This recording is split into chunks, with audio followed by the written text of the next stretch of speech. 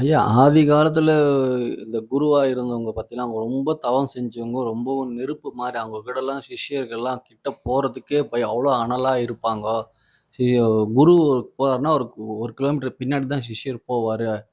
ஆ அந்த மாரி அவங்க நெருப்பாவும், யார் கூடயும் ஒன்றாம அவங்களுடைய இதுல முழுமையா இருந்தாங்கன்னு சொல்றாங்க. ஆனா, அதுல இருந்து ராமகிருஷ்ண பரமஹம்சர், விவேகானந்தர், சங்கராச்சாரியார், ரமணர் இவங்கலாம் எந்த விதத்துல வேறுபடுறாங்க? மக்கள் கூட எந்த அளவுக்கு ஒன்றி இருந்தாங்கோ?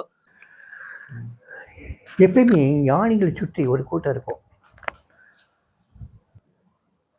ரொம்ப நெருங்கிய கூட்டம் யார் இருக்காங்கன்னு பார்த்தீங்கன்னா, எந்த தேவைகளும் இல்லாதவங்க, எந்த ஆசைகளும் படாதவங்க, அந்த ஞானிகளையே வழிபட்டு அவங்கள வந்து அந்த ஞானத்துக்காகவே, அந்த பக்திக்காகவே, அந்த தெய்வத்தோட ஐக்கியமாகணுங்கிற ஒரு காரணத்துக்காகவே ஞானியை அள்ளி நிற்கிறவங்க, ஞானி பக்கத்தில் தைரியமாக போவாங்க, தைரியமாக அவங்கள தொட்டு நமஸ்காரம் பண்ணுவாங்க, தைரியமாக அவங்க பக்கத்தில் உட்காந்துருப்பாங்க. ஆனால் எனக்கு இது வேணும், அந்த பொருள் வேணும், இந்த பொருள் வேணும், அது எனக்கு வாழ்க்கையில் இந்த மாதிரி நடக்கணும், அந்த மாதிரி நடக்கணுங்கிறவங்க எப்பயுமே கொஞ்சம் தூரம் விலகி நிற்பாங்க. அவங்களுக்கே ஒரு பயம் வரும். சாமிகிட்ட அந்த மாதிரிலாம் வேண்டுதல் வச்சுட்டு போனால் ஒரு வரும், நம்மளை மீறி ஒரு பயம் நமக்குள்ளே தோணும். அந்த பயத்திலேயே வந்து தூரமாக போயிடுவாங்க. சுவாமியோ ஞானி வந்து அவங்கள நீ தூரம் போன்னு சொல்கிறது இல்லை, அவங்க எதுவுமே சொல்கிறது இல்லை, அவங்களாவே தூரமாக நிற்பாங்க. பக்கத்தில் எந்த விதமான ஒரு இதையும் காட்டாமல், ஒரு விதமான ஒரு சங்கோஜமும் படாமல் சடான்னு போக வேண்டியது, சாமி காலில் நமஸ்காரம் பண்ண வேண்டியது, சாமி நான் வந்திருக்கேன் அப்படின்னு சொல்லிட்டு சொன்ன உடனே சாமி முகத்தில் ஒரு சந்தோஷம் இருக்கும், அவர் முகத்தில் வந்தவர் முகத்தில் ஒரு சந்தோஷம் இருக்கும். உட்காரலாமேம்பார், அவர் உட்காந்துக்குவார், அவரோட சாமி சகஜமாக பேசிக்கிட்டு இருப்பாங்க. ஏன்னா வந்தவர்கிட்ட ஒரு டிமாண்டு இருக்காது, எந்த டிமாண்டும் இருக்காது. தேவைகள் உள்ளவங்க என்றைக்குமே அச்சப்படுவாங்க, தேவைகள் அற்றவங்க வந்து அச்சப்படவே மாட்டாங்க.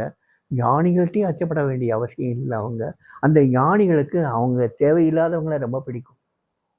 அப்படி தேவையோடு வர்றவங்களுக்கு சில தேவைகளை பூர்த்தி பண்ணி அனுப்பிச்சிட்டு மறுபடியும் அவங்களுக்கு தேவைகளுடைய அந்த உண்மையான தத்துவத்தை சொல்லிட்டாவே அவங்களுக்கு அந்த தேவைகளே இல்லாமல் போயிடும். கொஞ்ச காலத்தில் அந்த தேவைகள் அவங்களுக்கு இல்லாமையே போயிடும். இதில் என்ன இருக்குது, சி இது வேண்டாம் எனக்கு அப்படின்னு விரக்தி அடைஞ்சி மறுபடியும் சாமிகிட்ட வரும்போது பார்த்தீங்கன்னா, சாமி அவங்கள அரவணைச்சிக்குவார். என்னுடைய வாழ்க்கையே அதுக்கு உதாரணம். நான் எப்பெல்லாம் சுவாமி வந்து எனக்கு அதை செய்யணும், இதை செய்யணும், அப்படி ஆக்கணும், இப்படி ஆக்கணும், எனக்கு வந்து என்னுடைய கடன் தீரணும், எனக்கு பணம் வேணும், எனக்கு நான் நினச்சதெல்லாம் வேணும்னு கேட்குறனோ, அப்போல்லாம் என்னை கொஞ்சம் தூரமாகவே வச்சுருந்தார். என்கிட்ட பேசுறது கூட செய்கிறதில்ல, தூரமாக வச்சுருந்தார், பேசவும் மாட்டார். ஆனால் என்னைக்கு எனக்கு இந்த எண்ணங்களெல்லாம் போய், சாமி எனக்கு நீ ஒருத்தன் போதும், நீ மட்டும் போதும், எனக்கு வேறு எதுவும் வேண்டாம் அப்படின்னு சொல்லும்போது அவர் தன்னோட தன் பாயில் உட்கார வச்சுக்கிட்டார்.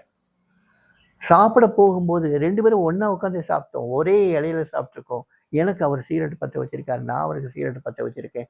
அந்த அளவுக்கு அந்யோன்யம் ஆயிருக்கும். எப்போன்னா தேவைகளே எனக்கு எந்த ஆசையும் படாத நிலைமையில். ஸோ தேவைகள் உள்ளவங்க தூரம் நிற்பாங்க, தேவைகளற்றவர்கள் அவர்கிட்ட கலந்து நிற்பாங்க.